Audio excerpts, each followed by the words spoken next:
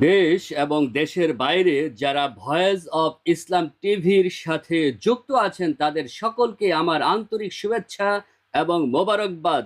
আমি রনি আহমেদ সালাফি। আসসালামু আলাইকুম ওয়া রাহমাতুল্লাহি ওয়া বারাকাতুহু। Today breaking news. শিরক কেবল মূর্তি পূজার মধ্যেই সীমাবদ্ধ নয়, বরং শুভ নববর্ষ উদযাপন করার মধ্যেও শিরক রয়েছে। সূরা নিসা আয়াত ৪৮, এ আয়াতে আল্লাহ তাআলা সরাসরি এর ঘোষণা দিয়েছেন, নিশ্চয়ই আল্লাহ তার সাথে শিরক করার গুনাহ ক্ষমা করবেন না। এছাড়া অন্যান্য গুনাহ তিনি ইচ্ছা করলে ক্ষমা করে দিবেন। আর যে আল্লাহর সাথে শিরক করলো সে এক মহাপাপ রচনা করলো। রাসূল সাল্লাল্লাহু আলাইহি ওয়াসাল্লাম বলেছেন, যে ব্যক্তি কোনো জাতির সাদৃশ্য গ্রহণ করে সে তাদেরই অন্তর্ভুক্ত হবে। আবু দাউদ ৪০৩১।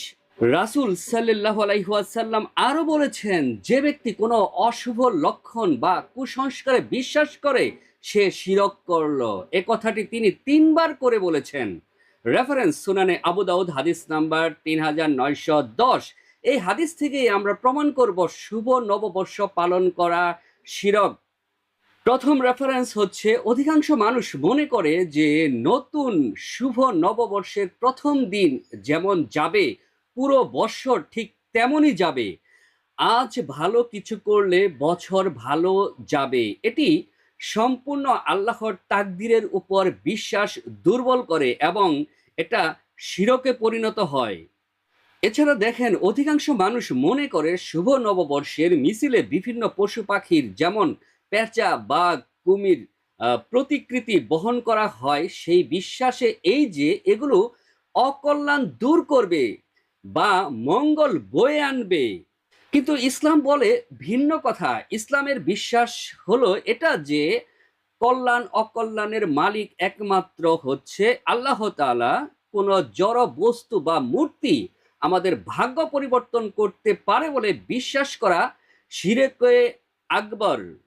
এছাড়া দেখেন, অধিকাংশ মানুষ শুভ নববর্ষের শুরুতে গণকের কাছে, অর্থাৎ যে হাত দেখে ভাগ্য নির্ধারণ করে বলে দেয়, রাশিফল দেখে সিদ্ধান্ত নেয় বা বিশ্বাস করেন যে এই বছরটি তার জন্য কেমন যাবে, যা কিন্তু খুবই স্পষ্ট শিরক। এছাড়া হাদিসে এসেছে, যে ব্যক্তি গণক বা জ্যোতিষীর কাছে যায় এবং তাকে কোনো ব্যাপারে প্রশ্ন করলো, তার ৪০ দিনের নামাজ কবুল হয় না। কি ভয়ানক কথা দেখেন।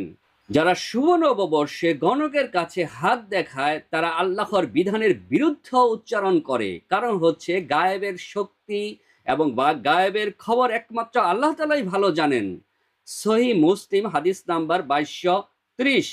আবার দেখেন, অধিকাংশ মানুষ নববর্ষে মাজারে গিয়ে নতুন বছরের বরকত চায়, অলিদের কাছে তারা প্রার্থনা করে। এটি সম্পূর্ণ সরাসরি শিরক। আল্লাহ ছাড়া অন্যের কাছে সাহায্য চাওয়া যাবে না। আবার দেখেন, অধিকাংশ মানুষ এই শুভ নববর্ষে আগুনকে পবিত্র মনে করে বা আগুন জ্বালিয়ে অশুভ অশুভ শক্তি তাড়ানোর জন্য তারা চেষ্টা করে, যা স্পষ্ট শিরক। আবার দেখেন, অধিকাংশ মানুষ বলে, হে নতুন বছর আমাদের ভালো রেখো। এই ধরনের স্লোগান বা উক্তি সম্পূর্ণ শিরক। কারণ হচ্ছে, বছর বা সময় এটি হচ্ছে আল্লাহ তাআলার সৃষ্টি। আর এখানে আল্লাহ তাআলাকে বাদ দিয়ে যখন বলা হয় যে হে নতুন বছর আমাদের ভালো রেখো, এটা সম্পূর্ণ শিরক। এবার দেখেন, অধিকাংশ মানুষ ঘরের সামনে বা রাস্তায় বিশেষ আলপনা এঁকে অশুভ শক্তিকে দূর করার চেষ্টা করে থাকে, যা প্রাচীনকালে অনেক সংস্কৃতিতে বিশ্বাস করা হতো যে নির্দিষ্ট জ্যামিতিক নকশা বা আলপনা অশুভ আত্মাকে ভয় দেখায়।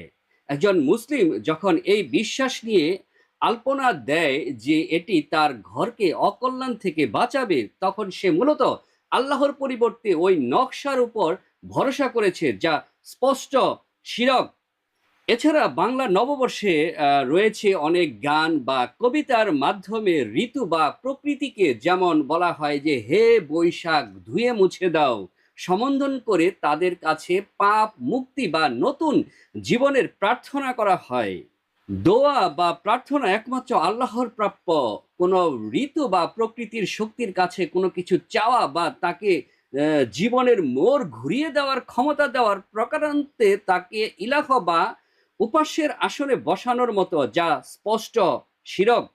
তাই বলা যেতে পারে যে শিরক কেবল মূর্তি পূজার মধ্যে সীমাবদ্ধ নয়, বরং এটা শুভ নববর্ষ পালনের মধ্যেও রয়েছে।